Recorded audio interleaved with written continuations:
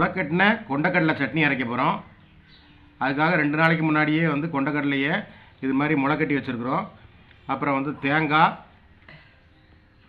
மிளகாய் வத்தல், ஒரு 7 மிளகாய் வத்தல் எடுத்துருக்குறோம். பூண்டு உரித்து வச்சுருக்குறோம். தக்காளி ஒரு 3 தக்காளி புளிப்புக்காக எடுத்துருக்குறோம். இதுக்கடுத்து தாளிக்கிறதுக்கு நம்ம வெங்காயத்தை வச்சு தாளிச்சுக்கலாம். இப்போ தாளிக்கிறதுக்கு கடுகு உளுந்தம் பருப்பு போட்டுக்கலாம். கடுகு உளுந்தம் பருப்பு நல்லா பொரிஞ்சு வரட்டும்.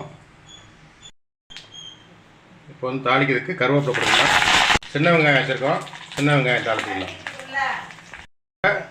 சட்னி அதில் ஊற்றிக்கலாம். ஊற்றிட்டு ஆஃப் பண்ணிடணும். இதுக்கு அடுத்தது கொதிக்க விடக்கூடாது. சட்னியை அப்படியே ஊற்றிட்டு அப்படியே ஆஃப் பண்ணிட வேண்டியது. சுவையான முளைக்கட்டின கொண்டக்கடலை சட்னி ரெடி. இட்லிக்கு, சப்பாத்திக்கு, தோசைக்கு அது சாப்பிட்டு பாருங்கள். ரொம்ப டேஸ்ட்டாக இருக்கும்.